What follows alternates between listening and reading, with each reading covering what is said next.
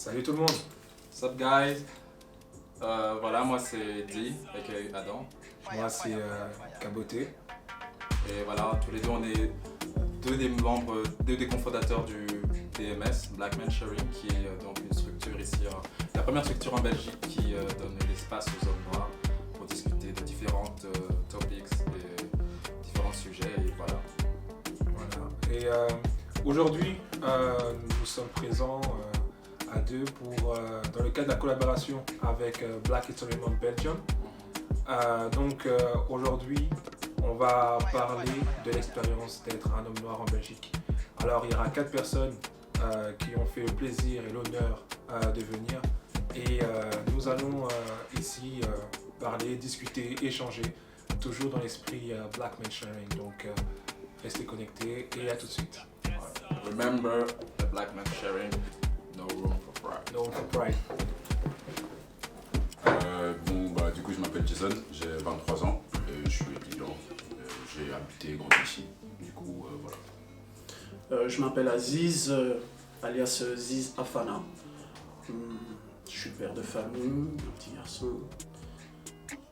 Je suis chanteur, auteur, compositeur. Top. Alors on va commencer. Salut On va les gars. vous cuisiner. J'étais excité hein. Non, top. Non, pas de soucis. On va commencer avec la question. Donc, comment allez-vous? Ça va? Ça va bien? Ça va. Ça va, hein, confinement. Ok. Ça va. La première question, voilà, comme on a commencé avec les autres aussi, c'est qu'est-ce que être un homme noir en Belgique? On a deux différentes générations et donc deux expériences totalement différentes. Donc c'est vraiment intéressant de voir. Qu'est-ce qu'être un homme noir en Belgique? C'est beaucoup de choses.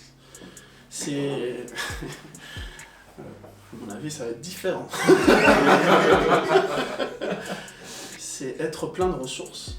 Je pense que je vais commencer par donner des adjectifs. Être déterminé. Ouais, je pense que ces deux adjectifs, c'est déjà pas mal. Je pense que c'est déjà pas mal parce que...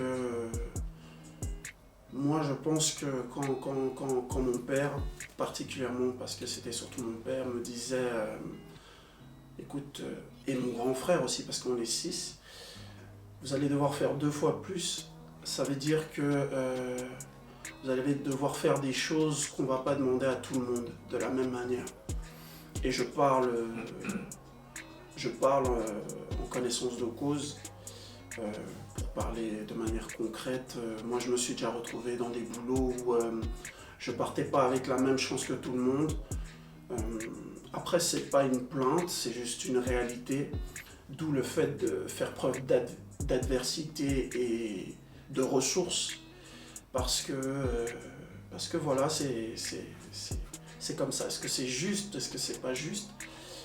Ça c'est, je pense, un autre débat, mais en tout cas, moi j'ai appris dans le monde professionnel, parce que bon, je suis artiste, mais bon, je ne peux pas malheureusement encore vivre de mon art, donc j'ai encore un autre boulot, mais j'ai appris très rapidement qu'il fallait faire preuve d'adversité, de ressources, parce que voilà, le monde en Belgique, professionnel en tout cas, et je parle encore une fois de mon expérience, est comme ça. Ok, top. Pour moi, en fait parce que c'est quelque chose que... Parce que comme, bon, je suis sûrement le plus jeune ici parce que j'ai seulement 23 ans. Et c'est... Le mot qui m'est venu en tête, c'est un peu le mot cible en fait. Et c'est pas spécialement dans la connotation négative. C'est quelque chose, encore une fois, c'est seulement personnellement mon expérience et tout ce que j'ai vu.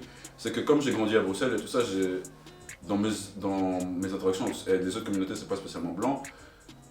On est la cible de beaucoup de stéréotypes, positifs ou négatifs. En fait, c'est comme si être un noir en Belgique, des fois, c'est juste voir certains stéréotypes. Et encore aujourd'hui, je sais pas comment réagir en fait. Et je sais pas, c'est parce que je suis plus vraiment déçu, parce que pour être déçu, il faudrait déjà penser que la moyenne elle est au-dessus, alors que de mon point de vue, c'est... Enfin, c'est même pas pour attaquer ou quoi, c'est juste... Il y a quelque chose que je pense auquel souvent, c'est quand j'étais petit, par exemple en secondaire ou quoi que ce soit, il y avait cette idée que le racisme c'était quelque chose d'avant en fait. C'est quelque chose que j'ai entendu souvent et du coup c'est des gens qui sont autour de toi, par exemple. Parce que j'ai fait plusieurs écoles secondaires, et on avait une à un moment qui était à Woluwe, c'était vraiment un peu plus bon chic, bon genre, on va dire. Et bon, là, par exemple, il y a encore un truc. Après la 3e secondaire, il n'y a plus de Nord, par exemple. Ou des personnes de. Tu vois ce que je veux dire? Et c'est pas. En fait, c'est bizarre parce que tu te retrouves dans une situation où tu dis, ok. Tu vois qu'il y a une différence en fait. Tu dois passer au-dessus de ça parce que tu es la seule personne qui peut le faire parce qu'il n'y a personne qui va rien faire pour toi. Mais des fois, tu as vraiment envie de créer dans un mur, tu as envie de frapper quelque chose, tu as envie de. C'est intense, c'est fatigant.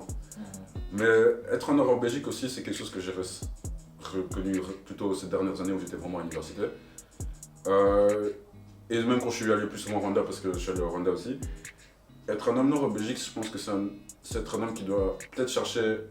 Tu dois trouver ta valeur. Moi, personnellement, j'ai trouvé ma valeur dans ma culture, le Rwanda.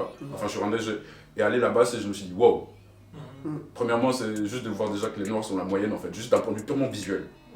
Parce que j'ai grandi en Belgique, c'est vraiment un truc qui m'a choqué. Je me suis dit, j'étais allé à l'aéroport, enfin, surtout en tant que gosse. La première fois que je suis au Rwanda, j'avais 12 ans.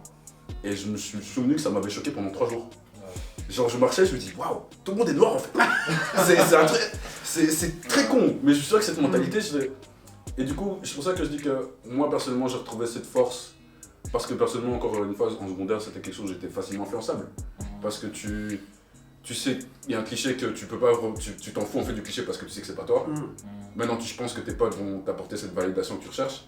Et après, si c'est pas tes potes, c'est des filles. Si c'est pas des filles, c'est la fête. Si c'est pas ça, c'est des jeux. Si c'est pas ça, c'est. Mais du coup, être un homme noir en Belgique, c'est peut-être. Enfin, de mon point de vue, parce que j'ai seulement 23 ans de fin de journée. Non, ton point de vue compte. C'est ça. Mais pour moi, j'ai dû trouver de la valeur, une valeur peut-être que j'aurais souhaité trouver ça plus tôt. Mais être un homme noir en Belgique, c'est être une cible, mais aussi être un conquérant de soi-même quelque part. Ok, conquérant de soi-même. J'aime beaucoup cette référence. Ça reste une prise de pouvoir en fait. C'est pourquoi il y a vraiment le conquérant, parce que tu prends le pouvoir à travers ta culture pour toi. Ah, top. Et c'est ça qui. Je me retrouve un peu beaucoup dans ce que tu dis parce que moi, dans mon parcours personnel, j'ai plutôt fait le sens inverse, du style rentrer au pays pour y vivre une grande partie de ma vie. Et notamment, oui, tu sens en fait que. Ah ouais, on est tous les mêmes en fait, il n'y a pas ce sentiment de différence. Après, c'est difficile de parler de différence parce que quand j'ai quitté la Belgique, j'avais 6 ans. Donc voilà, quand on est enfant, on est facilement tous mélangés. Mais en fait, ce qui était assez étrange, c'est que là-bas, on te fait comprendre que tu viens d'ailleurs, etc. Et que forcément, ton background il est différent par rapport à nous parce que tu représentes une sorte aussi de privilège, tu vois. Donc c'est vrai. Ça reste assez pertinent. Du coup, vous avez tous les deux parlé aussi de cette notion de culture, d'origine. Est-ce que le fait de connaître votre histoire a été un élément majeur en fait, dans la façon dont vous vous êtes construit et développé votre identité? Pour ma part, connaître son histoire, c'est quelque chose qui continue en fait. Ça, c'est pas quelque chose qui a une fin en soi, mais il va de soi que je viens du Cameroun, je suis originaire d'une ville du côté de mon père, parce que bon, voilà, au Cameroun, on regarde toujours les choses par rapport au papa en fait. Et mon père vient d'une ville qui s'appelle Fumban, mais vient d'un village qui s'appelle Nkupa Menke, parce qu'il y a deux. Il y a un Nkupa et puis un Nkupa Menke. Et le fait de savoir d'où je viens, de savoir dans quel quartier mon père a grandi, et j'ai fait exactement le même travail pour ma mère, ça m'a fait prendre confiance en moi. Ça m'a fait prendre confiance en moi au-delà des clichés, de tout ce qu'on peut voir et entendre, même de la part parfois de gens qui ont la même couleur de peau que toi, parce que finalement, encore une fois, on est ici en Europe, la diaspora, il y en a d'autres qui sont dans ce procédé-là, qui cherchent et qui prennent un peu les informations ici et là, à gauche, à droite. Donc il faut faire attention, il faut aller à la source, il faut chercher, il faut creuser. Et ça rappelle que nos parents qui sont là sont juste des puits de connaissances. Il ne faut pas hésiter à aller bloquer, bouge pas, parce que moi j'ai plein de questions à te poser. Parce que c'est un processus qui aide à la construction intérieure. Ça permet d'avoir de la répartie par rapport à des insultes, des clichés, tout ce que tu veux. Et ça permet d'avoir de la répartie, ça permet d'avoir une paix intérieure quand on répond. Parce que on n'est pas, tout à l'heure on parlait d'être dans la réaction, on n'est pas dans la réaction pour donner un exemple concret, on se retrouve devant quelqu'un, un propos raciste. Et pouvoir répondre à une personne en lui expliquant, si on a que ça à faire aussi, parce qu'on n'est pas là non plus pour faire l'éducation des gens, que ce soit clair, et lui expliquer qu'en fait le racisme c'est d'abord du business en fait. C'est un concept qui plaît à des gens qui sont là pour se remplir les poches. On va dire qu'eux, ils ont rien dans la tête, etc. Ramener les gens juste à leur ignorance, à leur bêtise. Mais encore une fois, nous derrière, faut voir si on a que ça à faire, faut voir son programme, etc. J'aime beaucoup le fait de se dire que oui, c'est vrai que le temps que tu donnes, en fait, c'est l'importance que tu donnes. Comme on avait déjà eu la dissertation précédente, où on disait que voilà, c'est plus à savoir si la personne à qui tu vas répondre, est-ce qu'elle a un impact dans ta vie, l'importance que tu donnes à cette personne. Donc non, j'aime beaucoup. Et toi, en fait, ton histoire, parce que tu viens de le dire, en fait. Ouais, c'est un peu... T'as l'impression que ton histoire, ça a joué quel rôle, en fait? Parce que moi, c'est un peu, je dirais, particulier, parce que c'était un peu forcé. Ouais. Dans le sens où, bon, ça m'avait vraiment fait rire des gens, mais en gros, ma mère m'avait envoyé, parce qu'il y a le service militaire partout. Et au Rwanda, il y avait un truc spécifiquement pour la diaspora de 3 semaines, je sais pas quoi.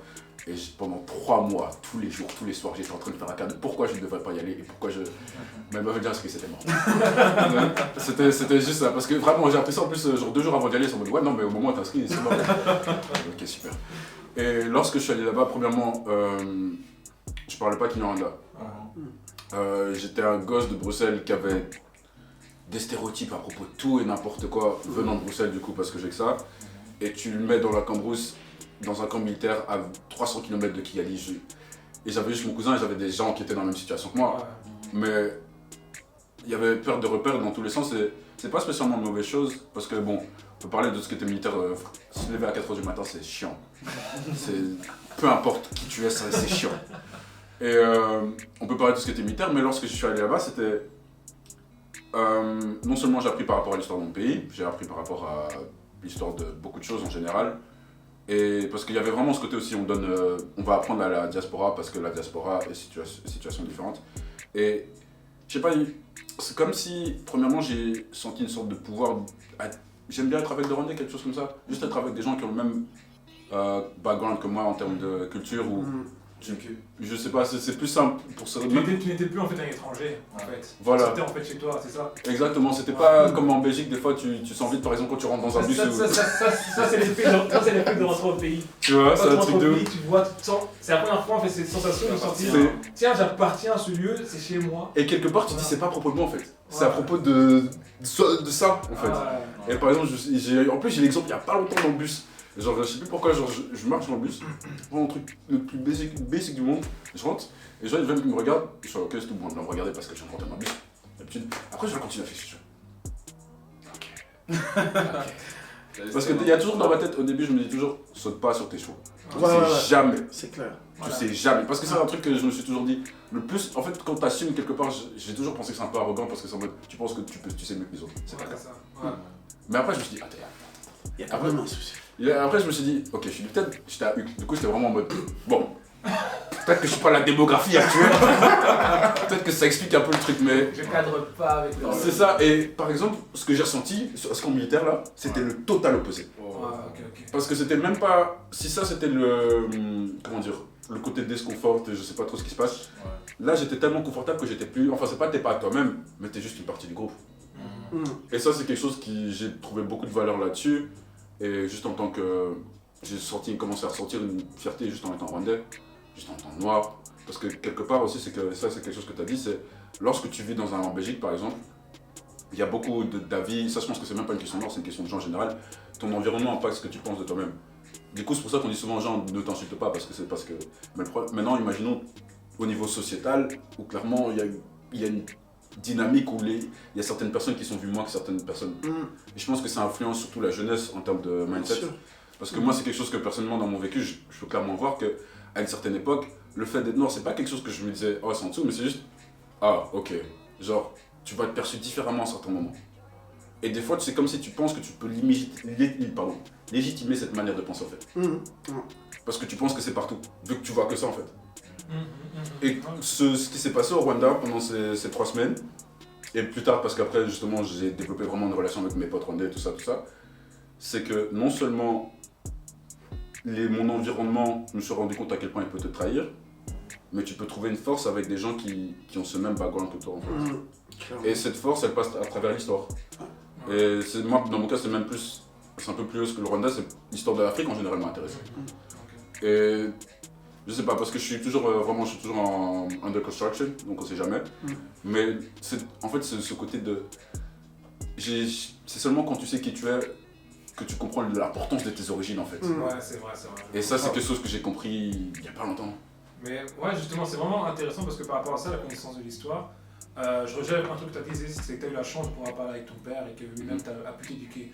Tu parles du fait de pouvoir parler avec ses parents. Et souvent, il y a ce problème-là qu'on rencontre parmi les enfants d'immigrés, c'est de ne pas avoir la chance de pouvoir parler avec les parents parce que pour X ou Y raison, qui eux essayent de s'intégrer déjà dans ce pays, créer en fait des opportunités pour nous. Ouais, ça part pas de quelque chose de mauvais voilà. en fait. Et oui, c'est vrai, c'est pas forcément quelque chose de mauvais, mais il y a cette rupture-là. Alors qu'on pense que c'est normal, alors que quand on regarde notre culture, la tradition est orale. Donc du coup, il y a beaucoup de discussions, le dialogue entre les enfants et les grands-parents surtout, est toujours là. Et moi, je voulais savoir, est-ce que toi, tu as eu la chance, par exemple, de pouvoir avoir des parents avec qui tu as pu discuter après? Tu sais, cet échange est arrivé très récemment. Ah, ok, je Très vois. récemment, mon père, en fait, à partir du moment où on a commencé à parler, je l'ai plus lâché, en fait. C'est ça. Ah ouais, voilà. Je l'ai tellement pas lâché qu'il m'a envoyé mon arbre généalogique, en fait. Et comment ça se fait en fait que tu as pu en fait avoir l'opportunité de parler avec lui si tard? Est-ce que c'est toi qui as fait le pas, ou bien est-ce que c'est venu de lui, ou bien c'est venu comme ça? Déjà, moi, j'ai cette frustration depuis longtemps de... Bon, je parle ma langue, mais je gère pas, tu vois. Je gère pas et... on va dire depuis peu, est-ce que c'est l'âge, est-ce que c'est la sagesse, est-ce qu'il a plus de temps pour se poser et discuter, tu vois. Sait-on jamais avec les parents. Il se trouve qu'il était ouvert à la discussion, donc moi je suis rentré dans la brèche, je sais pas comment dire. Les choses se sont faites de manière très très naturelle, alors il m'expliquait, tiens toi on t'a donné ce nom-là, tu as le même nom qu'un de tes oncles, et il se trouve que vous avez exactement le même caractère, tu vois. Vous avez vraiment le même caractère, et d'ailleurs on lui donnait un adjectif, celui qui n'aime pas l'injustice. En fait, moi, l'injustice me répugne, voilà, j'ai un problème avec ça, voilà, il m'expliquait ça, le nom de ma grand-mère, jusqu'à le premier de notre lignée, en fait. Je pourrais pas expliquer avec des mots la sensation que c'est, en fait. Et la fierté, en fait.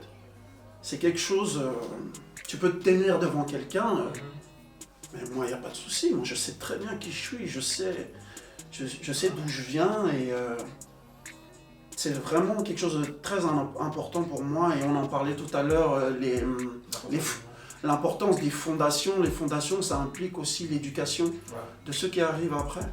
Donc, quelle langue on va leur parler? Quel nom on va leur donner? Pourquoi on leur a donné ce nom? Etc. Et toi Jason, t'as pu avoir en fait Avec mes proches, honnêtement, pas tellement. Enfin, c'est toujours un peu parce que ma mère, du côté de ma mère, ils ont grandi à Bukavu. Et comme c'est au Congo, et c'était vraiment... En fait, à chaque fois, comme ils ont grandi près du lac Kivu et tout ça, il y a toujours... Quand je suis chez ma grand-mère, il y a toujours des histoires qui reviennent. Moi, c'est toujours des histoires drôles et tout ça. Donc c'est toujours... Moi, de ce que je sais, c'est les trucs marrants de la famille quelque part. Du coup... Et même encore, je parle même pas très bien swahili, du coup je demande sur les traductions et tout ça. Mais c'est toujours un peu, je sais pas comment expliquer, c'est d'un point de vue purement, comme il a dit, arbre généalogique, qui étaient mes grands-parents, mes arrière-grands-parents et tout ça. J'ai entendu des histoires par-ci par-là. J'ai rencontré ma grand-tante qui, malheureusement, qui est décédée à ses 119 ans. Ouais, non, c'est ça.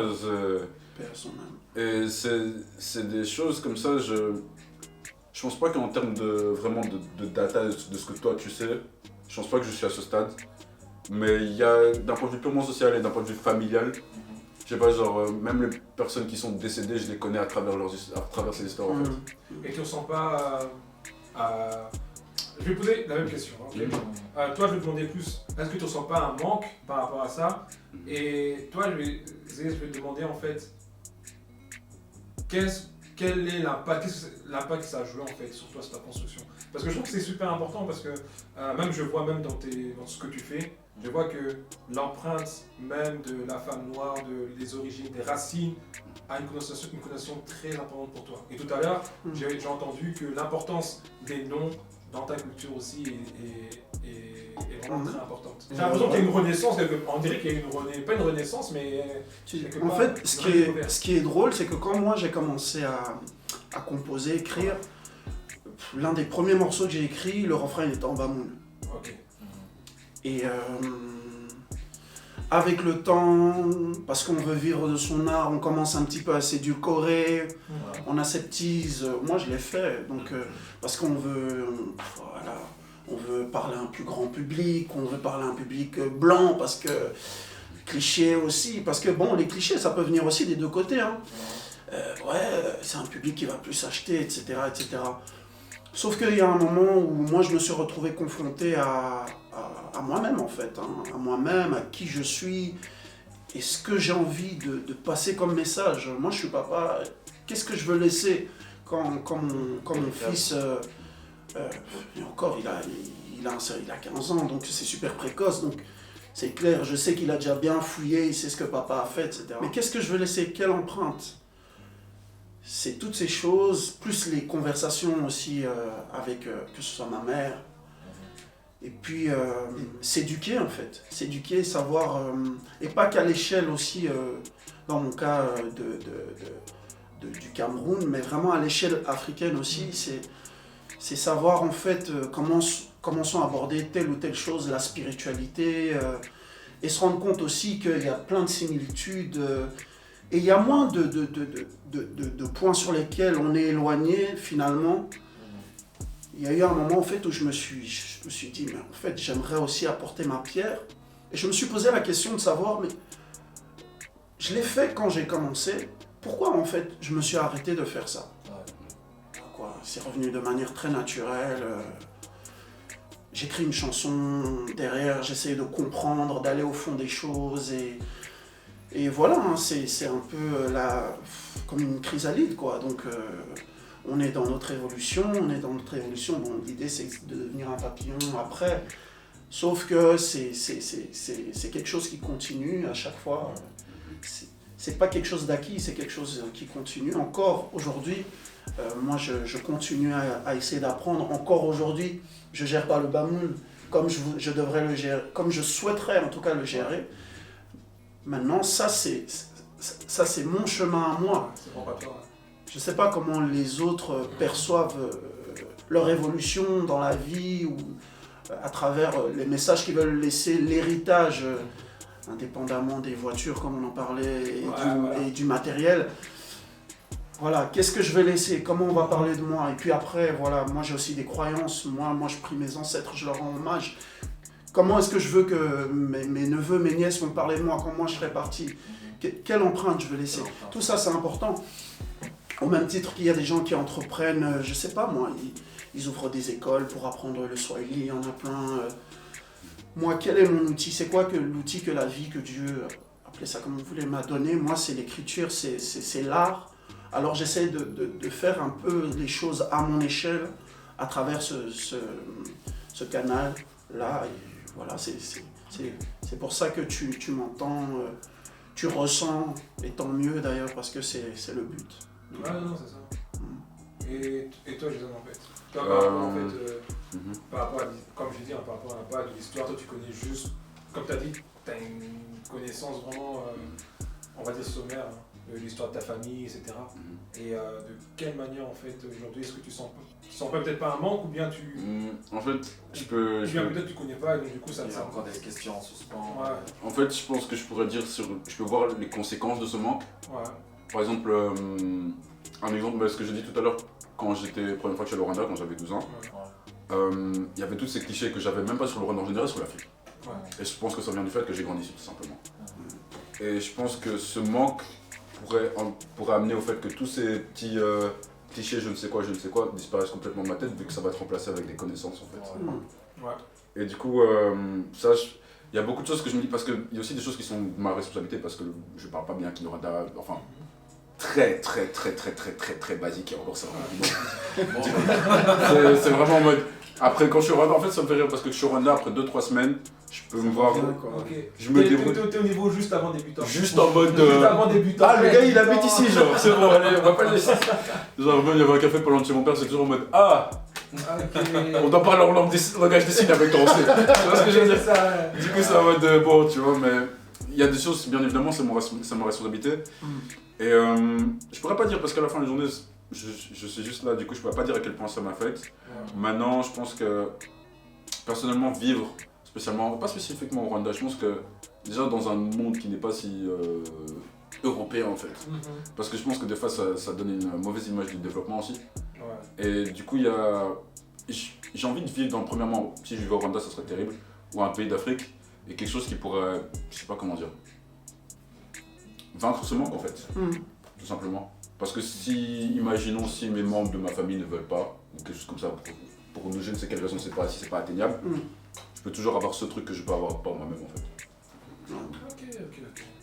Du coup, je pense que c'est bon, question d'intérêt de temps en fait, parce que il y a tellement de manières d'apprendre sur la culture. Oui, comme tu as dit, j'aime beaucoup en fait ce que tu as relevé, c'est que nous sommes en fait toujours en apprentissage.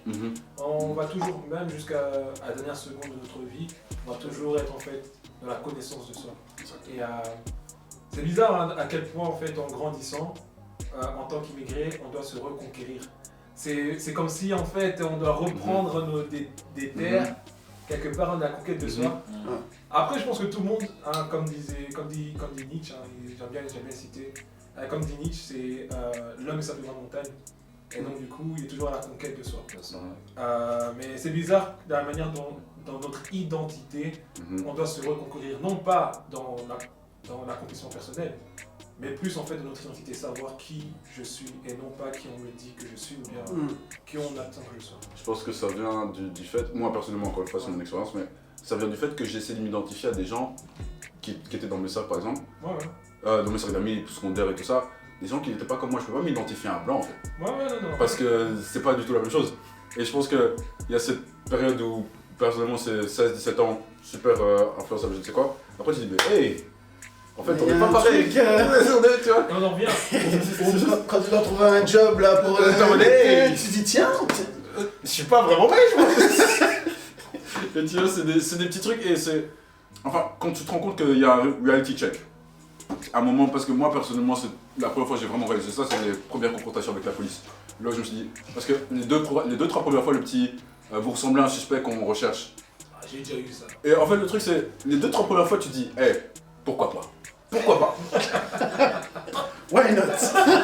Mais après à partir de moi c'est en mode, est-ce que je ressemble à tous les Robert Blix en fait? T'as une tête de coupable, t'as un profil d'un coupable.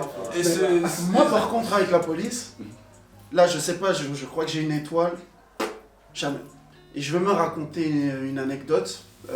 J'ai 5 ans enfin j'ai plusieurs années de cuisine derrière moi. Donc il est déjà arrivé qu'après un service, 23h, je rentre chez moi, je suis à Scarbeck, j'ai mes couteaux.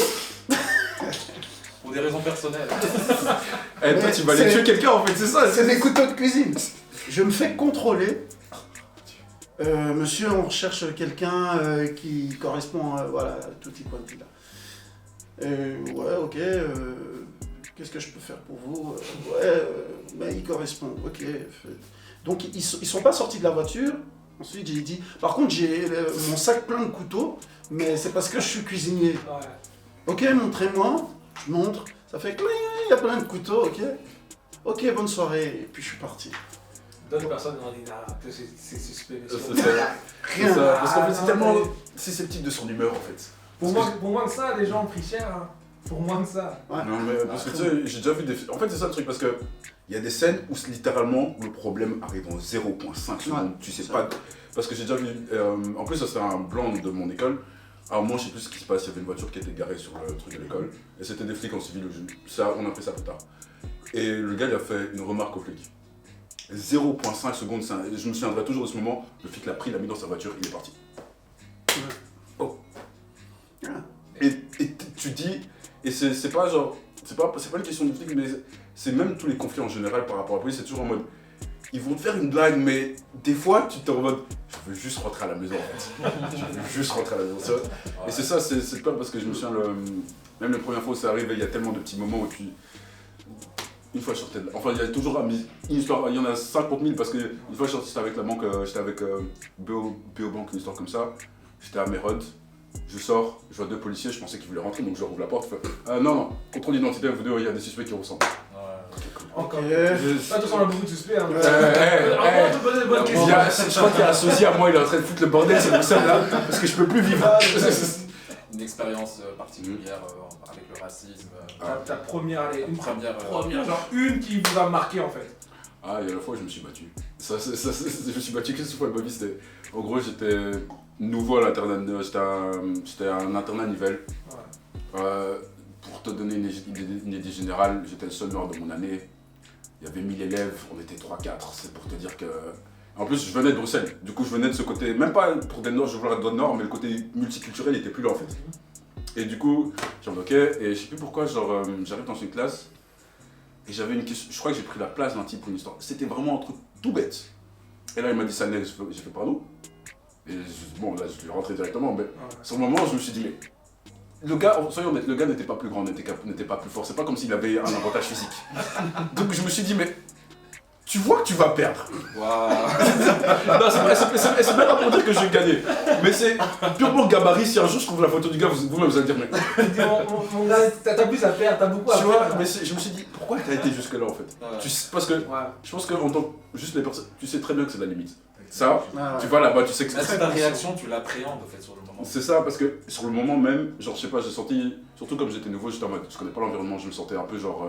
Tu vois, quand t'as tous les yeux sur toi, c'est pas spécialement agréable. Après, il m'a dit ce truc, ils sont en mode, pardon, allez, yo, tu vois. Bon, après, c'était clairement pas la bonne idée à faire.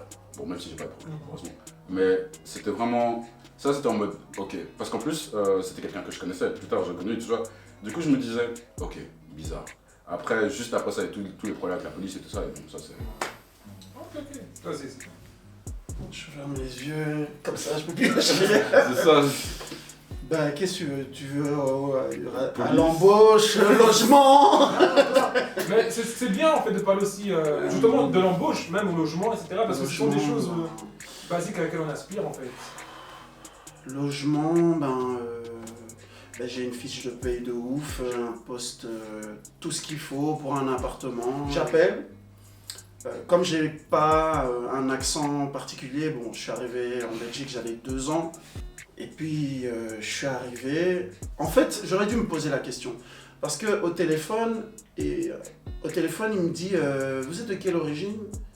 Je dis « Mais écoutez, moi je suis belge. » Même si je réponds jamais ça, mais je trouvais ça un peu bizarre en fait. Donc j'ai dit « Je suis belge. » Pour voir un peu. J'ai la même chose aussi, ouais. Après il dit « Vous êtes belge? Ok. Et quoi, vous avez grandi ici? » D'accord. Vous connaissez toutes les provinces. Après, c'est limite, tu dois prouver ta. Vous avez des services d'immigration ou quoi? Bon, vous avez acquiescé, vous avez compris. Je pense que ceux qui regardent ont compris aussi. Les histoires de quand tu marches, les gens changent de trottoir, bon, ça, voilà. J'habite du côté de Sacré-Cœur, de Ligne-Toute et tout ça. Donc, Mérode et compagnie, donc changer de trottoir. Même s'il y a une voiture qui passe, la dame préfère risquer de se faire écraser que plutôt, voilà. Mais ce qui est encore plus triste, c'est quand ce sont tes voisins. Ouais. Tes voisins qui t'ont vu à la fête des voisins. Je sais pas si tu vois le concept. Non, je vois.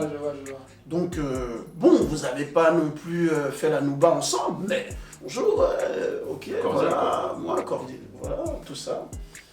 Mais que, je sais pas, moi, un mois après, et je pense pas être le genre de gars qu'on oublie, quoi. 1m86. Là, je veux pas dire mon poids parce qu'au confinement, là, c'était un peu tendu. Mais bon, je crois qu'on se rappelle, grande barbe, machin. Des bagues imposantes. Voilà, hein. tout ça, et parfois ça peut être encore plus imposant que ça. Il dit, en fait, tu m'as pas reconnu une fois, 2 fois. On se pose quand même la question, est-ce que c'est un racisme direct ou indirect? En tout cas, quand il y a des choses qui reviennent plusieurs fois, c'est plus des coïncidences pour moi. Ça, c'est pas vraiment une coïncidence. Donc voilà, c'est des exemples que j'ai pu avoir récemment. Vraiment, les changements de trottoir, ce genre de choses, ça c'est mon quotidien. Dans le quartier où j'habite, ça m'arrive au moins 2-3 fois par semaine. Hein. Oui. On a souvent eu, moi j'ai déjà eu en fait ce côté-là. Moi c'était avec l'ambassade de la Belgique. J'étais en voyage, j'avais un problème à l'étranger. On ne voulait pas prendre l'embarquement, etc. Pour des raisons, des soupçons que je voulais immigrer, je sais pas où. Et j'appelle l'ambassade justement, et l'ambassade, la personne qui travaille à l'ambassade me demande oui, mais comment vous appelez? Je dis voilà, je dis mon nom, etc. Mon prénom. Oui, mais est-ce que vous êtes belge? Je suis belge. Si je vous appelle, c'est que j'ai mon IP belge, il n'y a pas de souci. Mais bon, c'est pas ça le problème. Je dois vous expliquer quel est mon problème. Ah non, mais monsieur, mais vous êtes né où? Je disais, pourquoi? C'est quoi le problème? Moi, je suis là, j'habite à tel endroit, je suis belge. Après, il commence à me poser la question, oui, non, mais est-ce que vous êtes né en Belgique? Après, je fais, ok, bref, je suis né à Lubumbashi, qu'est-ce qui se passe?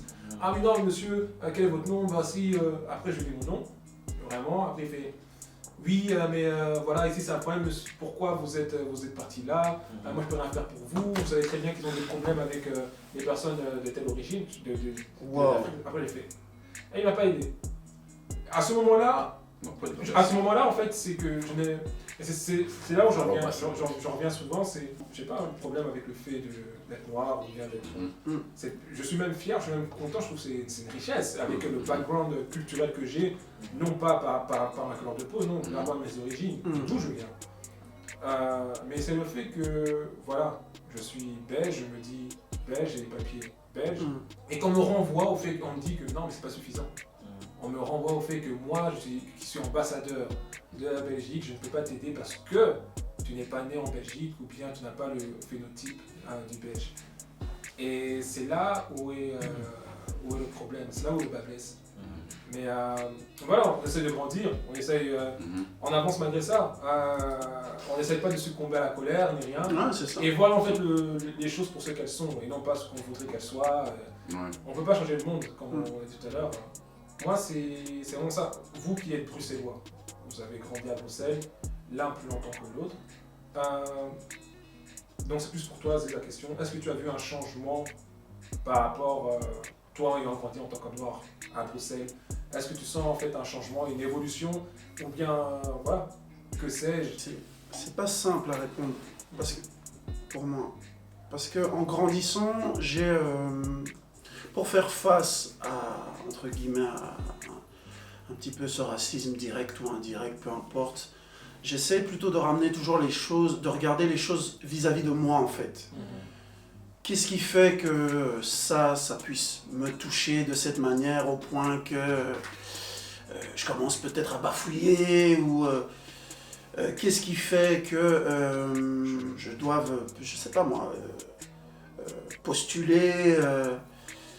Est-ce que je peux pas être entrepreneur moi-même? Qu'est-ce qui fait que je dois louer ou chercher encore à acheter, sachant que le casse-tête que c'est en Belgique aujourd'hui pour être propriétaire? Qu'est-ce qui fait? Comment est-ce que moi je peux, à mon échelle, moi-même, sans regarder à gauche, à droite les autres, comment fonctionne, entre guillemets, le racisme institutionnalisé, etc. Qu'est-ce que moi je peux faire moi-même? Et c'est comme ça que moi je fonctionne. Et je dirais que là où ça a évolué, je vais regarder les gens les plus jeunes, on va parler comme ça, comme vous, qui mettez en place des choses solides pour vous soutenir, pour qu'on se soutienne indépendamment de toutes ces choses. Voilà. Et je trouve qu'en ce sens-là, les choses ont évolué. Maintenant, il y aura toujours, je crois, des gens avec des idées arrêtées. Parce que finalement, le racisme, c'est que du business et beaucoup d'ignorance. C'est énormément d'ignorance. Et je pense qu'il y aura toujours des gens ignorants, mais il y a aussi des gens ignorants qui ne sont pas conscients de leur ignorance et qui ne demandent qu'à apprendre et qui cherchent à apprendre et qui cherchent à se cultiver. Il faut aussi arriver à faire la part des choses, ce qui n'est pas toujours facile. On peut toujours être légitime actuellement en 2021 d'être ignorant avec tous les accès qu'on a. C'est chaud quand même. C'est chaud, c'est chaud, mais retiens ce que tu dis, mais il y a plein de paramètres qui rentrent en compte. Le contexte de vie, ton éducation. Par exemple, arriver à comprendre que, par exemple, ce mec qui est chinois, noir, aborde son repas d'une manière différente de la mienne, je sais pas, moi je... Enfin, peu importe.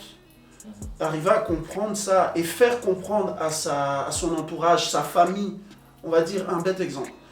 Un blanc qui tombe amoureux d'une femme noire, par exemple. Comment il va expliquer à son père ou à ses parents qui, eux, ont une éducation que, en fait, les choses évoluent. Cette femme, c'est un être humain. Cette femme, moi, je l'aime pour ce qu'elle est, comme elle est. Et il n'y a pas à la voir d'une manière différente que ce qu'elle est, c'est-à-dire un être humain, mon égal, etc., etc. Donc, aller dans ce sens-là, c'est peut-être rentrer en conflit avec sa famille, rentrer en conflit avec tout ce qu'on... Donc, c'est beaucoup plus facile, alors, à certains moments, de se voiler la face ou de faire l'imbécile et de rester dans l'ignorance. Je sais que ça existe, je suis pas là pour... les comprendre ou les caresser, oh les pauvres, non, ça c'est pas mon problème. Encore une fois, on doit tous faire notre part et que ça vaut aussi pour les blancs aussi. Ça veut dire qu'il faut qu'ils soient conscients que, par exemple, le blanc, il est, comment on appelle ça? Il est privilégié. L'avancement, il doit faire son taf aussi. Voilà, et je pense je crois qu'il y a de plus en plus de gens qui commencent à se rendre compte de ça, mais encore énormément d'ignorance. Il y a encore du travail pour répondre à ta question. Tu allais dire quoi, toi, les autres? Moi, c'était plus parce que justement, c'est quelque chose que j'observe beaucoup avec mes études, c'est les médias en fait. Parce que, c'est-à-dire, moi, en 2021, être ignorant, en fait, je pense sincèrement qu'il y a les médias, en fait, les médias sont décapitalisés tout simplement sur le partage d'informations, et ça arrive à un point où ils donnent des opinions en fait. Et ça arrive à un point où, par exemple, imaginons je suis un Trump guy, Fox News tous les jours. Les médias par avant, qui étaient plus en gros dire gouvernement centré, là c'est plus capitaliste centré. Du coup c'est tout pour un clic. Du coup on arrive dans un truc où si je suis les news par rapport à Trump, petit à petit on va m'amener plus de choses que j'apprécie. Et ce que j'apprécie c'est pas par rapport à la vérité, c'est par rapport aux opinions en fait. Du coup on est dans une ère où les médias balancent souvent des opinions et c'est pas spécialement des sites à la fortune et tout ça, des fois c'est même des TF1 tu vois. Mais ne penses-tu pas que aussi il y a le fait qu'aujourd'hui l'information vient à nous et donc on ne fait plus cet effort-là d'aller vers l'information. C'est ça le problème en fait. Alors qu'à l'époque on allait vers l'information parce qu'on savait que notre seule source d'information c'était le journal à côté. Et aujourd'hui il y a vraiment ce souci-là. Et même lorsque tu vas à la recherche d'information, il faut diversifier tes sources parce que, comme tu dis, en fait, il y a les médias d'opinion. Et donc, du coup, tu dois diversifier tes sources, tu es obligé. Et il y a un plus gros travail à faire parce qu'il y a plus d'informations, plus de sources, donc un plus gros travail à faire pour avoir un esprit critique. Juste pour rebondir sur ça, le problème, en fait, c'est la conséquence de ce nouveau marché du journalisme, on va dire ça comme ça. Ça crée content. Tu es juste, t'es satisfait parce que tu penses que tout ce que tu penses, ça va avec tout ce que tu vois, c'est par rapport à tes opinions. Du coup, tu penses que ta réalité va être shaped par rapport à ça. Et du coup, c'est pour ça que à chaque fois, mais j'ai déjà entendu ça par rapport au racisme, au féminisme, des trucs comme ça, c'est en mode, non, les médias aujourd'hui, c'est par rapport à ce que t'aimes. Du coup, en 2021, même si tu fais des recherches, même ton Google, est-ce qu'il va vraiment te montrer tout ce que je veux dire? Voilà, c'est ça. C'est toujours un peu. Je comprends ce que tu veux dire parce que c'est vrai qu'aujourd'hui, à la fin de la journée, on est sûrement dans l'ère de l'humanité où tu peux savoir tout ce que tu veux. Mais le problème, c'est que c'est géré par des hommes et les hommes l'argent. Non, mais c'est une bonne chose. Là, je vais rebondir sur quelque chose qui n'a rien à voir. Mhm. Mais pour revenir sur une chose, parce que tu as déjà participé au premier Black Man Sharing, Mhm. et maintenant je voulais parler d'un sujet qui est important en tant qu'homme noir, c'est la place en fait de la santé mentale. Je pense que c'est un sujet qui est vraiment actuel. Mhm. Et vraiment, je voulais savoir, vous-même en fait, en tant qu'homme noir, est-ce que vous ressentez pas, moi en tout cas, ok, je vais parler de moi, après vous rebondissez. J'ai l'impression qu'en tant qu'homme noir, comme je dis souvent, c'est qu'est-ce qui vient avec le qualificatif d'homme noir. Moi-même, ayant été éduqué par mes parents et aussi par la communauté, j'ai grandi par rapport aux attentes qu'on a par rapport à l'homme noir, donc par rapport à ses émotions, à son affect, etc. Le fait que je n'ai pas toujours eu l'occasion de parler avec mon père de certains sujets, ni avec mes frères de certains sujets. Pour quelle raison, je ne sais pas, mais c'est comme ça. C'est comme ça. C'est comme ça, c'est comme ça. Ouais. Et toi qui es père, Ziz, et toi qui... Grand frère alors, j'imagine. Oui, Quand tu grand parles frère. de tes frères, grand Ouais, frère, grand frère, alors, grand frère. aîné. Voilà. Et toi qui est un homme noir, quoi, en gros. Voilà, est-ce que vous avez pas en fait ce truc-là, c'est comme si on grandissait avec entre guillemets, un handicap émotionnel et affectif vis-à-vis de nous-mêmes, mais aussi, et au final, on n'est pas vraiment vrai avec les nôtres, et il y a comme un mur entre nous, quelque part. Bien sûr. En fait, je trouve que ça nous empêche quelque part. Ça joue un rôle dans le fait que on n'est pas. C'est difficile d'être vraiment à 100% unis sur certains aspects. Ok, je tiens à En dire. fait, je pense que personnellement, moi j'ai plusieurs choses à dire parce que, bon, moi déjà, tout ce qui est santé mentale, c'est. En vrai, ce que moi personnellement, encore par rapport à mon expérience, c'est. Lorsque j'étais petit, parce que j'ai pas grandi avec mon père, et du coup, c'était une situation où j'ai 3 sœurs, j'ai une mère et tout ça, et elle me disait, enfin, c'est limite, un homme c'est ça, un homme c'est ça, un homme c'est ça, un homme c'est ça. Mais le problème, c'est que c'est bonne intention, mauvaise exécution en fait. Parce que quand toi en tant que gosse, tu vois qu'il y a quelque chose qui est un idéal que tu veux qu'on atteigne, mais cet idéal premièrement n'est pas réaliste et deuxièmement ce n'est pas moi. Tu vois, et du coup ça arrive une situation où moi personnellement j'ai été diagnostiqué avec dépression et tout ça en 2017, quelque chose comme ça. Lorsque j'ai dit ça à ma famille et tout ça, il y avait toujours je pense que c'est Freddy d'ailleurs qu'il a mentionné cette mentalité de le côté toxique de les ancêtres savent plus que toi. C'est vraiment en mode hey, ça ce que tu viens de me dire c'est faux. Et du coup genre inconsciemment et même maintenant ça a brisé quelque chose dans ma relation familiale. Je sais toujours pas vraiment ce que c'est parce que c'est juste que genre c'est mort, il y a une distance qui a été créée à propos de ça. Et par rapport maintenant à ton entourage, à tes amis, etc. Ouais, moi mes amis c'est incroyable. Enfin bon, mes amis gars, je crois qu'on a commencé à dire qu'on s'aimait il y a quelques années. Genre il y a un an, c'est quelque chose de franchement nouveau. Genre je me souviens la première fois que j'ai dit je t'aime à mes potes gars, ça m'avait marqué genre. T'as senti l'effort Non, en fait c'est pas sorti des fois, je suis en mode ouh, qu'est-ce qui se passe? Tu vois, tu dis oh, je sais que t'aimes bien mais oh, tu vois c'est Moi, je sais même pas si j'ai déjà dit ça à mon grand frère. Je sais même pas si j'ai dit ça. tu vois ce que je veux dire? Est-ce que j'ai dit ça à mon grand frère? Dire je t'aime à un homme en général, je pense que ça m'a marqué les quelques fois où c'est arrivé. Tu vois ce que Quand je on dis? dit sœur, j'ai déjà dit, on dit frère. À mon petit frère, j'ai déjà dit. Mais c'est même pas un je t'aime, c'est toi. C'est en mode de ouais. One One love, bro. One love. I got you. Le gars, I got you, c'est nouveau. C'est toi, I love you. I got you. One love. C'est ça, c'est ça. All love anytime. Non, mais c'est clairement, mais quelque part, dans le geste, je ressens l'amour. Et donc, du coup, et je sais que c'est réel, c'est pas que j'ai à deviner l'amour.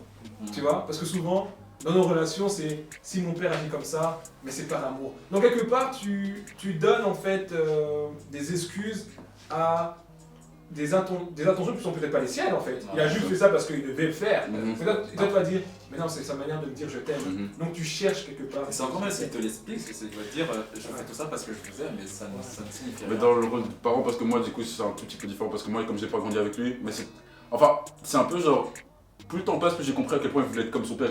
En fait, c'est cette idée de. Tu dois fermer ta bouche, tu dois vivre ta vie, tu dois remplir. Tu vois ce que je veux dire? Ouais, ok. Il est l'incarnation de ça, mais il comprend même pas à quel point il suit quelqu'un d'autre en fait. Ouais, non, c'est clair, c'est clair. Et toi, vas-y, dis-moi. Mais en fait, j'ai plusieurs réflexions. La première, c'est ce qu'on pourrait qualifier de démonstratif. est-ce que c'est pas propre à des paradigmes autres pour parler de nos parents? Par exemple, dire même le mot je t'aime. Est-ce que ce mot d'ailleurs, je veux dire, pour parler de nos parents, hein, moi j'ai grandi ici, donc voilà, on va parler de nos parents. Est-ce que c'est dans les paradigmes que connaissent avec ceux qui ont grandi? Est-ce que se dire je t'aime, ce que nous on appelle je t'aime, et je m'inclus dedans, est-ce que dans les codes que connaissent, est-ce que ce n'est pas exprimé ou manifesté d'une autre manière en fait? Oui, non. Et après, est-ce que c'est problématique surtout nous avec une double culture et tout ça, parce que nous, comment nous on va intercepter ce message si on l'intercepte bien, tu vois? On va toujours parler un peu des parents, tiens, les papas africains sont un peu froids, mais peut-être qu'en vrai, il nous a déjà dit je t'aime, Mais différemment. mais à sa manière. Maintenant, on peut toujours apprendre des autres, peut-être qu'il y a quelque chose aussi qui cloche avec notre système, notre façon d'exprimer. Mais maintenant, est-ce qu'il n'y a pas un problème maintenant alors, au niveau de la communication? Parce que tu peux ne pas dire je t'aime, mais est-ce qu'il y a un problème? C'est des questions, je ne suis pas en train de retirer le blâme, ni rien de tirer le blâme, j'essaie vraiment de comprendre. Est-ce qu'il n'y a pas finalement un problème de communication? Comme tu as dit, c'est sa manière, ils nous ont dit je t'aime à leur manière. Mais à quel moment est-ce qu'ils ont expliqué ou bien est-ce qu'ils ont dit là en c'est fait j'essayais de te dire je t'aime? non mais par c'est exemple, c'est voilà ça. mais c'est pas on va jamais dire oui là. Attends, qu'est-ce qui vient de se passer là? À ce moment, Il y a 2 secondes. Mais moi et je sais qu'aujourd'hui si mon père me dit je t'aime, j'ai regardé j'ai question. Ça va? Non, j'ai fait yo. Je vais faire des problèmes de santé, tu vois. Qu'est-ce qu'il y a? Qu'est-ce que tu fais là? Mais c'est bizarre hein, mais c'est ça, mais là je veux dire en fait au niveau de la communication. Est-ce qu'il t'aide à comprendre son langage? Voilà, parce qu'aujourd'hui, je sais très bien que comme Freddy est passé, toi qui es père, et vous êtes père en fait tous les deux, je sais très bien que quelque part, ma question vous la comprenez, et que vous allez quelque part, même si tu vas dire oui non j'ai compris mon père m'a dit je t'aime comme ça, mais quelque part, tu vas chercher à ce que ton enfant n'ait pas à chercher ton je t'aime. Alors pour répondre à ça, c'est moi mon fils, je lui dis je t'aime. Voilà. Mon fils, je l'appelle mon chéri. Voilà. Ah ouais. Enfin, quand il était petit, d'ailleurs il me disait pourquoi tu dis mon chéri? C'était mon chéri, c'est tout, au revoir et merci. Pas de débat. Pas de négociation. Il n'y a pas à chipoter. Bon, peut-être c'est le fait aussi que j'ai été séparé aussi avec sa maman, voilà. Donc du coup, quand je suis avec lui, est-ce que c'est aussi le fait que mon père finalement n'était pas démonstratif comme moi je l'aurais peut-être souhaité? En tout cas, ça fait que moi aujourd'hui je chipote pas avec ça. Mon fils, je lui dis toutes les 5 minutes j'exprime cet amour, voilà. Maintenant, par exemple, j'ai dit à ma mère je t'aime, franchement il y a peut-être 10 ans, je crois, un truc comme ça. C'est la première fois que ces mots sont sortis de ma bouche. Par contre, je lui disais que j'étais petit. Bon. Mais la relation est différente. Hein. Mais avec les mamans, oui, voilà. Vraiment, les relations sont différentes. Hein. Mais juste moi pour revenir sur ton cas un peu parce que quand tu as dit par rapport à la communication, c'est là que ça m'a un peu frappé parce que c'est quelque chose que justement j'ai parlé de ça récemment avec une amie, c'est moi mon très gros problème dans ma famille c'est toujours un peu le côté on a raison, tu dois te taire un peu. Et ça c'est un truc qui m'énerve toujours, mais le côté que plus le temps passe et plus je vois le côté négatif de ça, c'est enfin quand t'es occupé à avoir raison, tu peux pas écouter les gens en fait. Oui, non, c'est clair. Et si les gens qui sont occupés à avoir raison, tu peux leur dire le ciel est vert, ils vont faire non, j'ai raison, le ciel aujourd'hui il est rose. Tu vois, tu peux débattre de la taille de ta montre, s'ils pensent avoir raison, ils vont avoir raison. C'est clair. Et le problème surtout en fait avec ça, c'est que ça crée une communication unilatérale en fait. Ouais, c'est clair. Non, je vois. Ce rapport en fait de C'est ça. dominant, Pas dominant, dominé, mais d'aîné à voilà, j'ai raison. Donc le respect fait que tu peux pas me dire que j'ai tort. J'ai tort. Et c'est toujours ça amène à un point où moi personnellement où c'était j'ai dû limite enquêter un peu comme toi, c'est en mode ah, c'est ça ce que ça veut dire. Tu vois ce que je veux dire. Et bon, moi aussi, soyons honnêtes, j'aurais pu avoir une présence d'esprit beaucoup plus tôt, tu vois. Mais des fois, t'es en mode ah, j'aurais bien aimé. C'est l'ouverture au débat stérile. Hein. On sait que vous avez demandé de ramener un objet particulier qui raconte énormément sur vous. Est-ce que vous pouvez les montrer aussi. En fait, j'ai simplement pris mon dictaphone. Je sais pas si c'est dans le dans le thème. Voilà, quand même. Dans le thème. Ouais. Et la vue du pays, comme vous pouvez le voir. Tu vas zoomer, hein, je pense. J'ai pris ce dictaphone parce que, bon, comme je vous l'ai dit, je suis chanteur, auteur, compositeur. Et même si je chante depuis que je suis petit et que, on va dire, je suis un créatif depuis très très jeune, c'est beaucoup plus tard où j'ai eu envie de vraiment faire mon métier. Et comme j'ai appris un petit peu par moi-même ce qu'est la composition, ce qu'est des accords, etc., etc., et bien avant de savoir jouer un instrument, ben, je me suis servi de ça. C'était un dictaphone. C'est simple, je l'utilisais, je faisais des mélodies et sur base de ces mélodies, ben, j'écrivais des textes. Et j'aime bien cet objet-là parce que des années plus tard, après l'avoir utilisé, ben, voilà, aujourd'hui je suis autodidacte, mais je joue de la guitare, je manie le MAO, donc c'est tout ce qui est les machines. Et en fait, ça me rappelle en fait, que quand on veut quelque chose, il faut vraiment se donner les moyens. Ok. Il faut vraiment se donner les moyens parce que à l'époque où je pensais que créer des mélodies avec sa voix, c'était pas de la composition, parce que la composition c'était juste retranscrire des idées qu'on a à l'aide d'un instrument, mais j'ai appris que créer des mélodies avec sa voix, c'est de la composition et que la voix est un instrument de musique. Et donc voilà, je me suis dit je veux prendre le dictaphone parce qu'il est bourré de souvenirs et mes premières mélodies, mes premières compositions que je ne vous ferai pas écouter. Ouais, non, top. Non, en tout cas, merci de partager ça.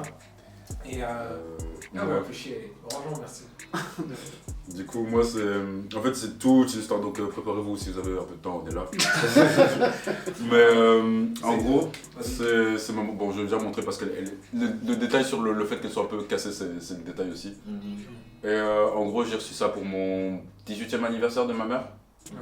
Et du coup, en gros, c'est l'histoire bien spécifique avec ça. C'est bon, comme j'ai dit, je suis dépressif et tout ça. Et en fait, pendant toute ma vie, j'ai vraiment du mal à gérer ma propre valeur en fait. Pas la gérer, on va dire. J'ai toujours une image de moi-même qui n'était pas productive, qui n'était pas réaliste par rapport à qui j'étais. Et cet écart a créé du fait que j'ai une sorte de relation bizarre avec l'échec en fait. C'est comme si genre, dès que je me vois pas rater, je me dis il y a un problème. Mais en même temps, dès que je commence à réussir, je me dis qu'il y a un problème. Du coup, c'est une zone assez bizarre où tu es anxieux quand tout se passe bien en fait. Et du coup, j'ai souvent dû gérer ce genre de problème. Et la raison pour laquelle j'ai pris cet objet en fait, c'est parce que le jour de mon 18e anniversaire, ma mère m'a acheté ça. Et je sais pas pourquoi, genre, premièrement c'était un cadeau de ma mère, je crois que c'est sûrement un de ces trucs qui, même si notre relation avec ma mère, c'est pas la meilleure du monde, c'est un truc que, genre, quand je regarde ça, je pense à ma mère. Et deuxièmement, il y a ça fait, comme avec toi, ça fait le tour du pays, toutes les fêtes que j'ai fait. Je suis parti à Kigali avec, je l'ai perdu 3 fois, je sais toujours pas où elle c'était. Je pensais sincèrement que je l'avais perdu, j'allais plus jamais le revoir. Et tout ça pour dire que malgré tout ce qui s'est passé, cet objet a tellement de valeur pour moi que je pourrais jamais vraiment expliquer en fait. Et j'ai envie d'arriver à un stade où je me verrai comme ça. Du coup, c'est ça. Ok, top. Maintenant, avant de terminer, on va vous poser la question qu'on a posée aux autres. C'est quel est le conseil que vous donneriez à celui que vous étiez avant? Ferme ta gueule. À plusieurs reprises. Non, enfin, désolé, mais à plusieurs reprises. Apprendre à regarder plus avant de l'ouvrir. Ok. Tellement, je sais pas par où je commencerai en fait. Peut-être par ce que j'appelle le B.A.B.A. De regarder, de s'asseoir en fait, c'est ce qu'a dit Zil. Ouais, de s'asseoir, écoute-toi, Aziz. Prends un grand souffle. Écoute-toi, aime-toi, ce que tu penses. Ta première idée n'est pas forcément la mauvaise idée. Assieds-toi, respire, écoute-toi, entends-toi. Ce que tu penses n'est pas forcément mauvais. Voilà. Je crois que ça part de ça. Ok. Ça résume. Non, en vrai, ça résume Ça résume tout. Juste pour ajouter quelque chose, parce que si je devrais me donner un conseil, c'est... Ou prends son numéro de téléphone. Déjà, si. C'est un conseil, ça. Là, déjà, il y a beaucoup de choses qu'on devrait... Mais de comprendre la nécessité, ça c'est quelque chose que j'ai compris seulement maintenant depuis que j'ai un psychologue et tout ça, enfin un psychologue et que ça se passe beaucoup mieux, mais je pense que ma vie aurait sincèrement allé dans la meilleure direction si à certains moments j'aurais compris l'importance de la confiance en soi-même en fait. Ouais. Et ça c'est quelque chose que même avec mes amis filles je comprends des fois, et c'est quelque chose que j'entends qui revient souvent en fait, c'est la nécessité de se donner de la valeur en fait. Ouais. Et ça même par rapport, bon nous dans notre cas c'est parce que clairement à un certain moment à cause de notre couleur de peau on se sent en dessous, mais cette nécessité c'est quelque chose que je pense que tout le monde devrait avoir ce petit déclic en mode ok. Ouais. Le mot de la fin. Voilà. Non, c'est Merci. t'as tout dit. Merci les gars. Merci, les On gars. va manger. Ok. À la fin. Ok, allez les gars.